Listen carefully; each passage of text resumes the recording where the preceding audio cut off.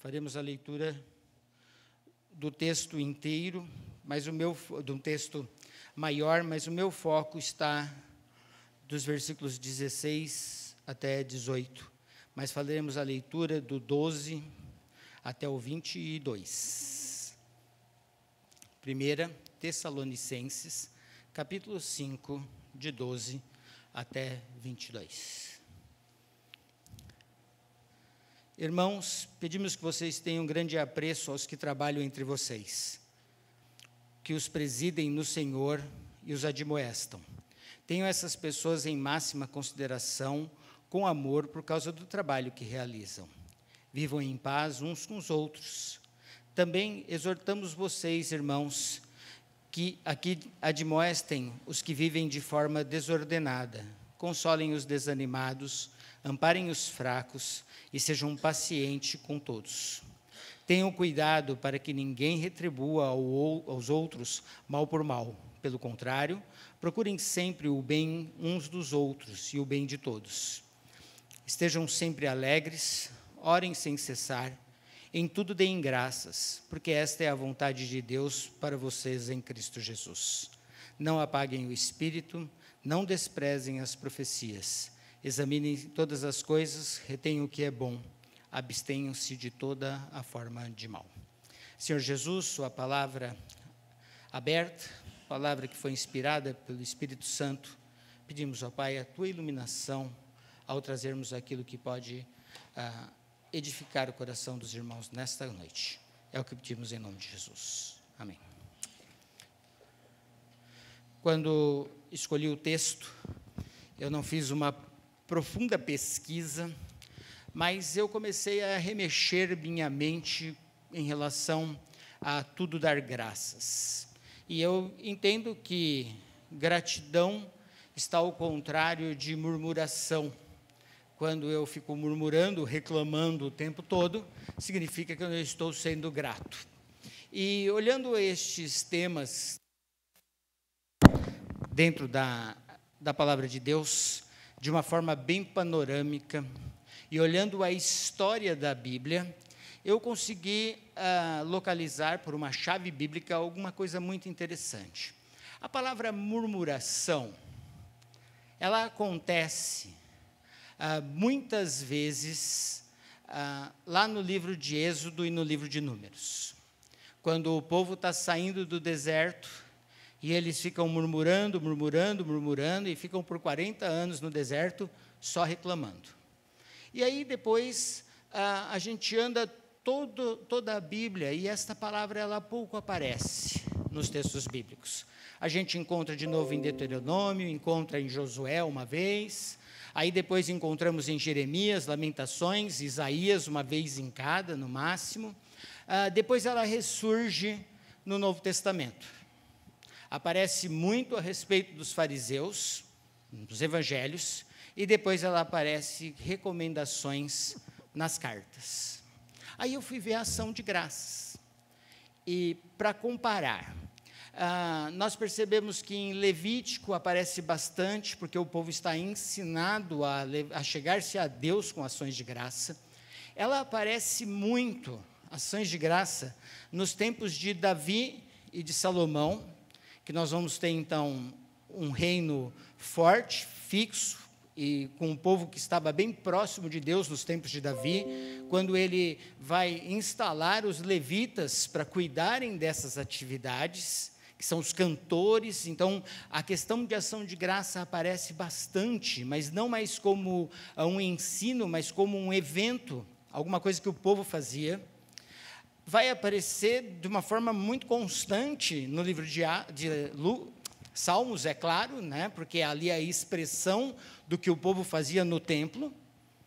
Aí depois desaparece nos textos, e quando chegamos de novo no Novo Testamento, nas cartas, existe uma ordem, e diversas vezes, não murmurar e sermos agradecidos são imperativos meio que constantes nas epístolas do Novo Testamento. Então, eu comecei a pensar. Eu falei, o que acontece culturalmente nesses momentos da história da Bíblia? O povo, depois de ter ficado por 400 anos no Egito, distante de uma vida de adoração a Deus, sai para o deserto sem ter um relacionamento de reconhecimento ao Deus Criador dos céus e da terra.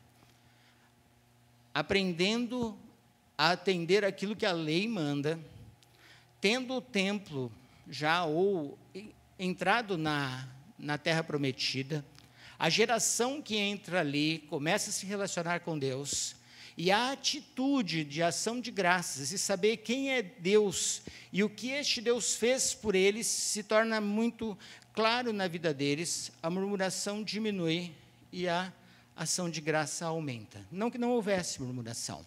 Quando a gente encontra no Salmo que eu li, por exemplo, algum relato sobre murmuração do povo de Deus, é retratando aquilo que os pais fizeram no deserto, no tempo do Êxodo, onde tem muita reclamação.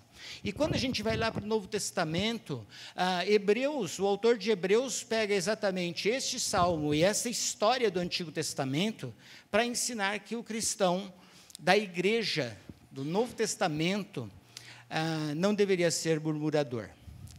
Então, eu comecei a olhar esses aspectos e comecei a pensar o que é que muda agora deste povo judeu, ali dos evangelhos, que existem murmurações dos fariseus com relação a Cristo Jesus, mas não uma murmuração formada em relação à vida. A gente percebe alguma coisa no Sermão do Monte, que Jesus fala sobre isto, mas que todos os ensinos de Jesus não focam isso, e que o início da igreja em Atos também, este não é um problema dos judeus. Quando a igreja se enche de gentios, aí se torna um problema novo. E aí eu olho um pouco da cultura moderna e da cultura destes tempos do Novo Testamento. A que as pessoas estavam acostumadas e como elas estavam habituadas a viver.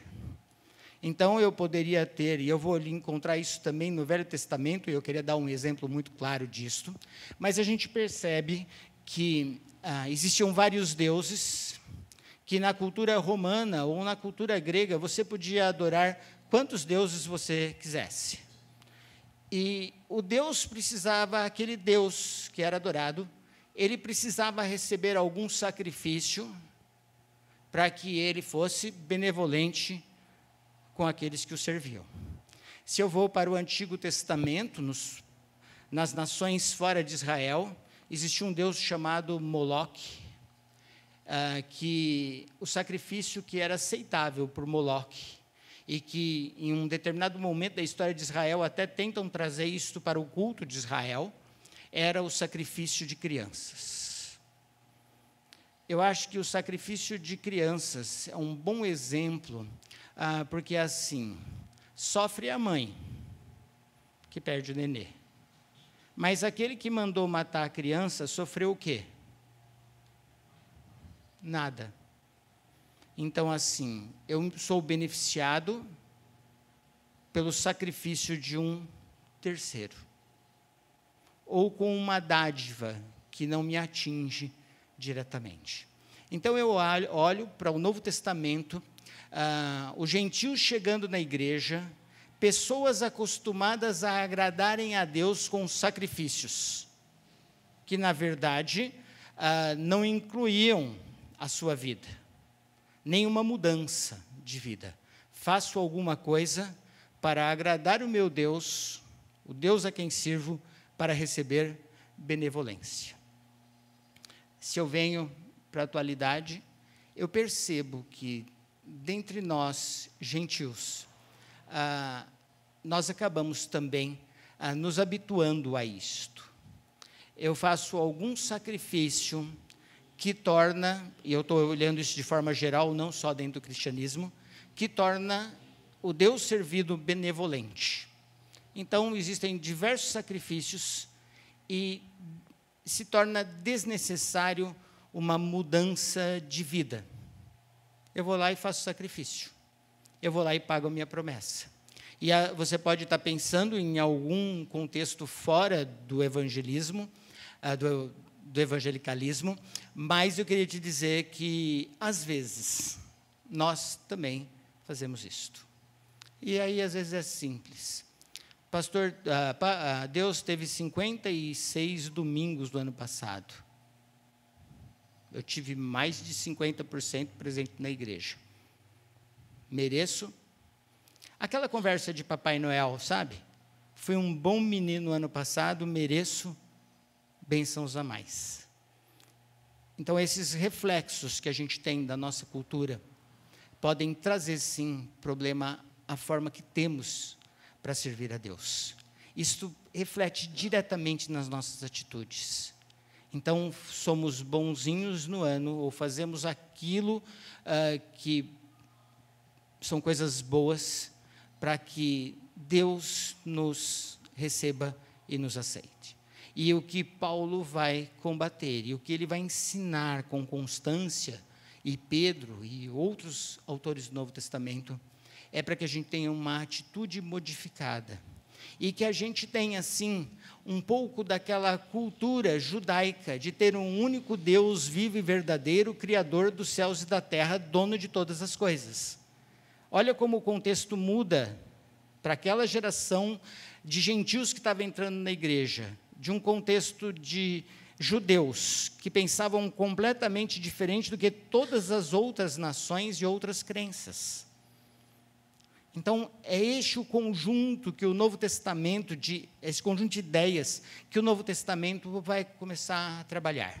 Então, Paulo é firme em alguns aspectos, e esse texto inteiro que nós acabamos de ler, de 12 até 22, de Tessalonicenses, ele pode ser dividido mais ou menos assim, em 4 partes, tá? Atitudes para com os líderes, os pastores, os líderes das igrejas, atitudes entre os irmãos ou para com os irmãos, pensando aqui em mutualidade dentro da igreja. Depois, atitude interior, que são as 3, que eu gostaria de olhar um pouco mais detidamente, né? Que na versão, eu não consigo a versão nova, porque a versão antiga vem na mente, mas estejam sempre alegres, orem sem cessar, e em tudo deem graças. E depois, os últimos versículos, de 19 até 22, as atitudes na relação com o Espírito Santo. Teria muita coisa para trabalhar a respeito de igreja, a respeito de liderança, a respeito de convívio, mas eu queria focar nessas atitudes que são atitudes mais devocionais, interiores. E a gente olhar para a nossa história e pensar em nosso 2023, como ele será. Aqui Paulo fala no versículo 16, estejam sempre alegres. E estar sempre alegre necessariamente não significa que está sempre tudo muito bem, ou que eu esteja sempre rindo. E eu sei que a palavra alegre ou a palavra feliz para a gente às vezes tem alguma diferença. Parece que a alegria é momentânea e que a felicidade é uma constância. Às vezes a gente tem esta ideia, e aí vocês estejam sempre felizes, não se aplicaria aqui. Mas eu preciso de ajuda do próprio texto para entender melhor aonde Paulo está neste momento da carta. Paulo passou por essa igreja de Tessalônica por volta de 3 meses e escreve esta epístola porque ele teve que sair fugido de Tessalônica, né? Houve uma perseguição muito grande. Ele já tinha sido preso antes em Filipos, e ele chega em Tessalônica e ele sai correndo de Tessalônica, ou corrido de Tessalônica, né? Perseguido por algumas pessoas, e aí ele manda essa carta se desculpando com a igreja, dizendo que foi necessário que fizesse isso, e ele manda para lá Timóteo, levando esta carta, dando explicações e os motivos dele, e pontuando algumas dúvidas que ficaram por não ter tido tempo de explicar tudo o que precisava. Mas a alegria, eu acho que é alguma coisa que ele deixou bem evidente, e ele coloca isto nos primeiros versículos da carta. Se você puder abrir 1 Tessalonicenses, capítulo 1, de 4 até 10. Nesse texto, acho que entendemos o que é que Paulo queria dizer com estar sempre alegres. Sabemos, irmãos amados por Deus, que Ele os escolheu, porque o nosso Evangelho não chegou a vocês somente em palavra, mas também em poder do Espírito Santo e em plena convicção. E vocês sabem muito bem qual foi o nosso modo de agir entre vocês, para o próprio bem de vocês. E vocês se tornaram nossos imitadores e do Senhor, recebendo a palavra com alegria que vem do Espírito, apesar de muitos sofrimentos. Então, primeira paradinha, vocês receberam a palavra com muita alegria, que era o evangelho que foi pregado, apesar de muitos sofrimentos. Então, sofrimentos na vida cristã não significa ausência de alegria. E alegria na vida cristã não significa ausência de sofrimento. Assim, vocês se tornaram um modelo para todos os crentes da Macedônia e da Acaia, porque a partir de vocês a palavra do Senhor repercutiu não só na Macedônia e na Acaia, mas a fé que vocês têm em Deus repercutiu em todos os lugares, a ponto de não termos necessidade de dizer mais nada a respeito disso. Porque, no que se refere a nós, as pessoas desses lugares falam sobre como foi a nossa chegada no meio de vocês e como, deixando os ídolos, vocês se converteram a Deus para servir o Deus vivo e verdadeiro e para aguardar dos céus o seu Filho, a quem Ele ressuscitou dentre os mortos, a saber, Jesus, que nos livra da ira vindoura. Qual é o motivo de alegria? O motivo de alegria é que vocês foram tocados pelo Espírito Santo, tiveram essa convicção porque vocês são eleitos de Deus, a palavra atingiu o coração de vocês com o ministério do Espírito Santo, o Espírito Santo habita no coração de vocês, vocês têm dado testemunho da mudança de vida em relação a essas coisas e tem sido notório no mundo em volta, e mais, vocês dão o testemunho de que se converteram ao Deus vivo e verdadeiro e que aguardam a volta de Jesus que os remiu e que os livra da condenação eterna. O que tem que deixar o coração do cristão feliz é a salvação plena em Cristo Jesus. Esta é a alegria que Paulo está tratando aqui no capítulo 5, o versículo que nós lemos. Alegrem-se ou estejam sempre alegres, apesar de sofrimentos. Estejam sempre alegres. Alegres por quê? Porque Deus de graça nos salvou em Cristo Jesus. Porque nós estamos livres da condenação eterna. Porque estaremos durante toda a eternidade com Deus. E como diz Pedro, os sofrimentos do tempo presente, eles não são comparáveis ao que nós teremos na eternidade. Então essa tem que ser a alegria que vem ao nosso coração. E Paulo, então, vai dar a segunda ordem aqui, porque, na verdade, são 3 ordens, e eu acho isso interessante, porque são imperativos, e eu sei que os pais já fizeram isso, que eu já fiz muitas vezes, e você bate na criança, a criança não para de chorar, e você diz o que para ela? Engole esse choro. Já mandou a criança engolir o choro? Obrigado. Quem mais? Obrigado. Engole esse choro. Como se fosse fácil para uma criança engolir um choro. Ou a mesma coisa eu chegar para você no momento de tristeza, de perda, de dificuldade, e falar assim, não fica triste. Não é isso que a Bíblia está ensinando.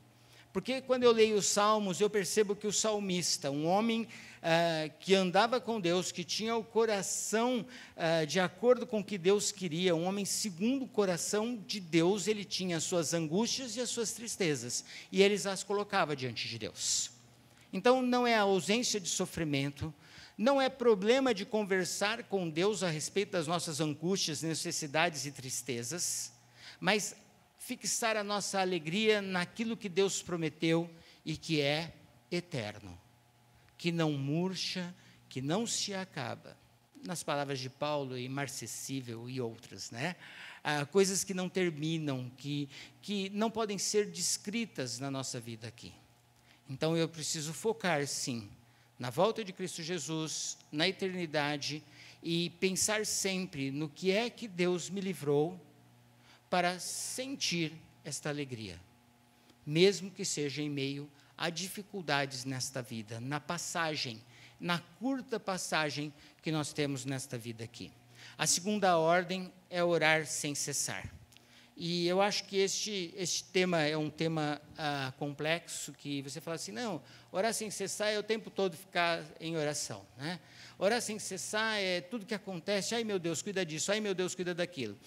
E aí a gente fica tentando imaginar o que é orar sem cessar.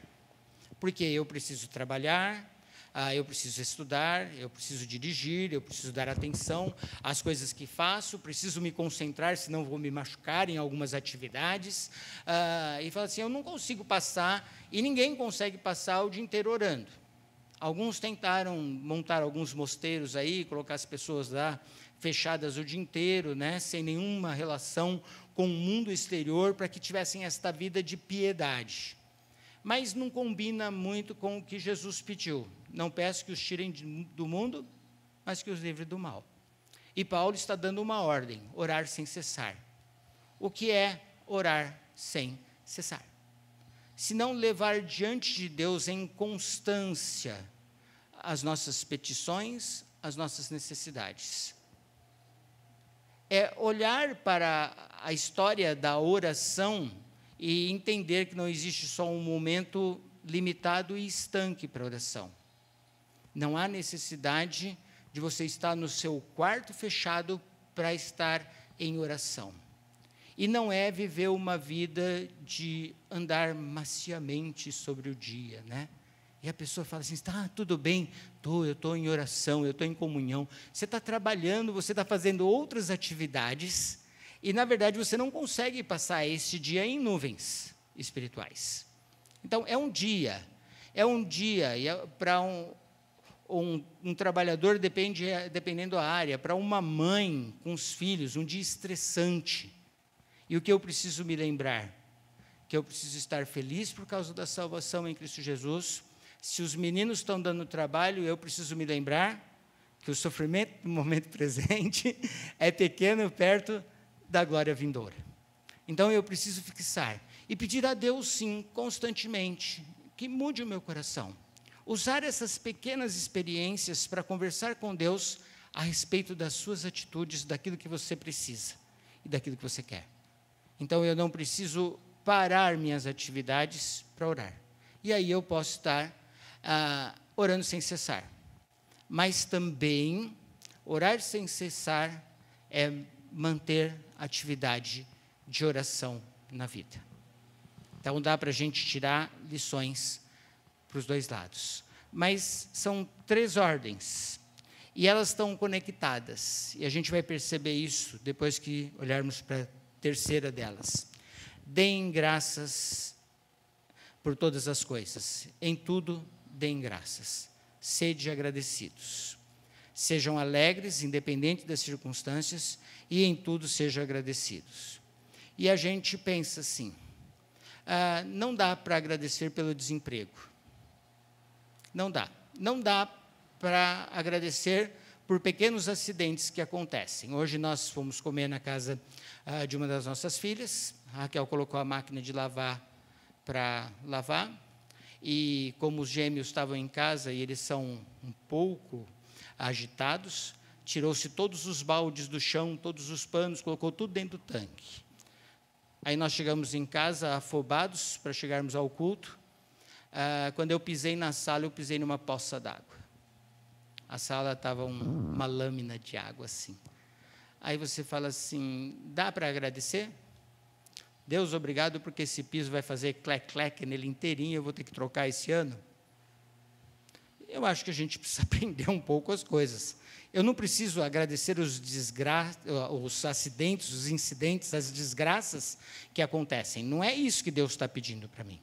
Porque eu tenho plena consciência de que esta coisa não foi uma coisa boa.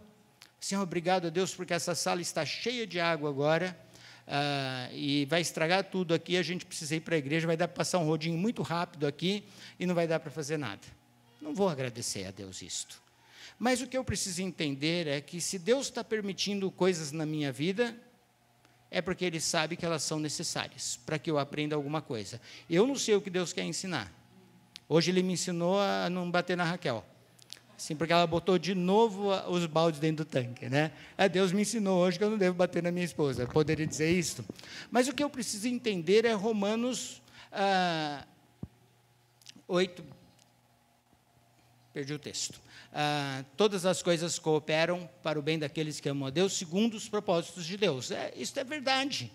E quando eu penso em dar graças em tudo, eu preciso pensar, sim, nestas coisas. As coisas aconteceram. Eu consigo enxergar se elas são boas ou não para a minha vida, naquele instante. Mas eu sei que tudo o que acontece na minha vida, Deus tem um propósito, nas pequenas coisas. Porque eu só costumo ter gratidão em relação às boas. Eu acho que isto é normal. Mas às vezes a gente não tem nem percebido na nossa vida o bem que Deus tem feito para nós. Então a ordem de Paulo é: prestem atenção nas coisas que acontecem e sejam gratos. E o impressionante é que esta palavra grato, ela tem muito a ver com a nossa palavra obrigado do português, que no WhatsApp agora é só obrigado, tá? Que não existe no português. A palavra é obrigado, com o no início, ou obrigada, se for mulher, tá? Brigado não existe. Brigado é outra coisa, tá? É obrigado.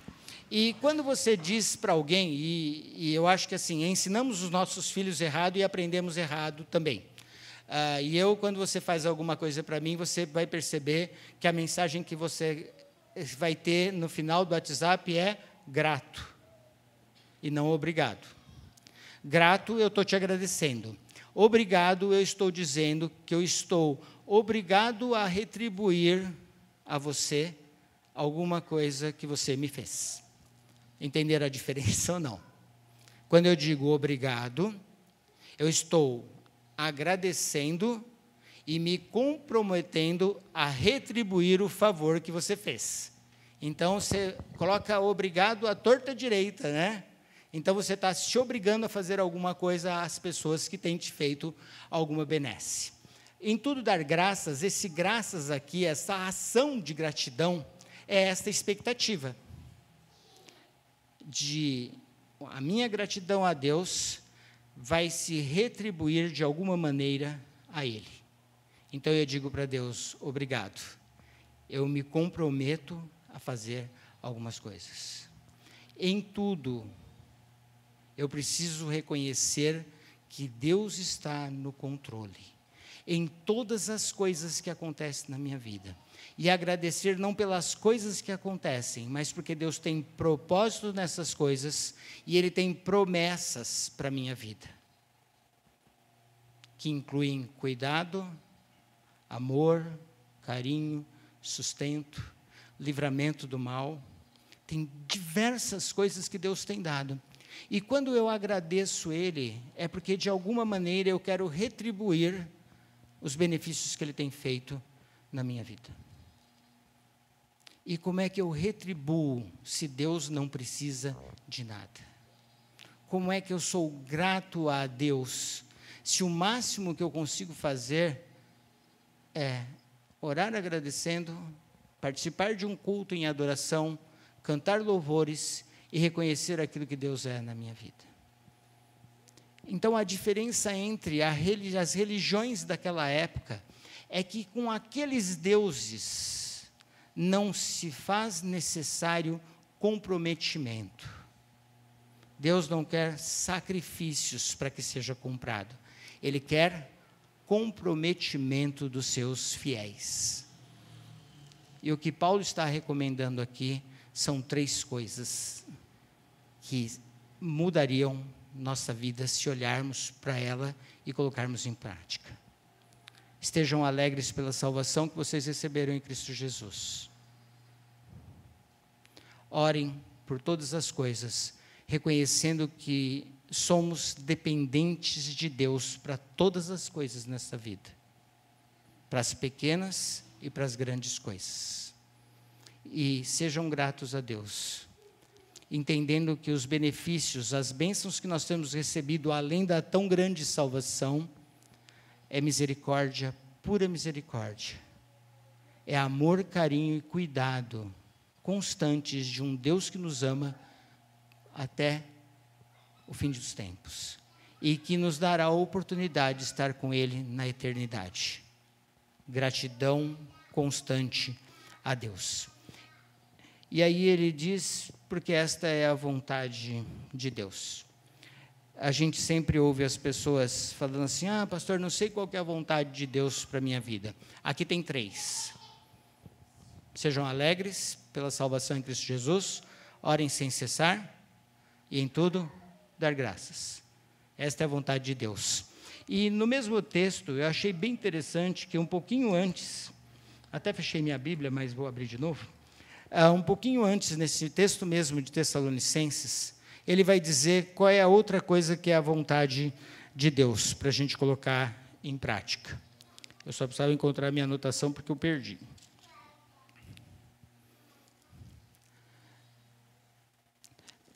Capítulo 4, versículo 3. Pois a vontade de Deus é a santificação de vocês. Está procurando a vontade de Deus para a sua vida? Santificação. Vida de alegria pela salvação de graça em Cristo Jesus. Colocar diante de Deus nossas petições, súplicas e toda a nossa gratidão. Se você procurar olhar e projetar para a sua vida, no ano de 2023, fazer a vontade de Deus, tem 4 passos simples, que não são autoajuda, e que não são projetos não possíveis, e que eu gostaria de ajudá-los e incentivá-los a fazê-lo. Quando encontramos o imperativo no Novo Testamento, ela é uma ordem, e tem 4 ordens aqui: a santificação, a alegria por causa da salvação, mesmo diante de sofrimentos, orar sem cessar e em tudo dar graças. Quando eu desobedeço uma ordem clara da palavra de Deus, isto é o quê? Pecado? É isto? Então essas são ordens que devem ser obedecidas por nós. E que nem sempre nós levamos elas a sério. Eu gostaria que no ano de 2023, para os seus projetos, daquilo que nós vamos fazer, que algumas coisas não chegam nem no retiro do dia 26 de fevereiro, né? Aqueles projetos que a gente tem do que nós vamos fazer. Este ano eu vou ler a Bíblia 3 vezes. Já fez esse projeto? Aí chega em fevereiro, você fala 2. Chega em março, você fala 1. Chega em junho, você fala meia. Chega em julho, você fala 1º do ano de 2024, eu vou começar a ler a Bíblia inteira. Já fez isso quantas vezes na vida? E outro dia eu sentei com um crente dessa igreja e fiquei, apesar dele ser aposentado, mas eu fiquei encantado. Ele falou assim: pastor, eu leio a Bíblia 2 ou 3 vezes por ano. Eu falei: meu Deus, que delícia. 2 ou 3 vezes no ano. Eu acho que fazem parte dos nossos projetos todo ano começar a ler a Bíblia inteira, né? Conhecer a Bíblia inteira e outros projetos. Mas eu queria que você ficasse com pelo menos essas 3 dicas de Paulo, que são ordens bíblicas. Alegrem-se sempre na salvação, orem sem cessar, ou seja, confiem em Deus, sejam dependentes deles em todas as atitudes que vocês tomarem, coloquem diante dele todas as suas necessidades e projetos e sejam gratos por tudo que Deus tem feito na vida de vocês, porque sempre é Ele que sabe o que é melhor para as nossas vidas. Apesar de parecer doloroso no momento, a graça dele sempre vai nos bastar. Que Deus abençoe e motive a igreja a procurar andar com ele este ano. Guilherme.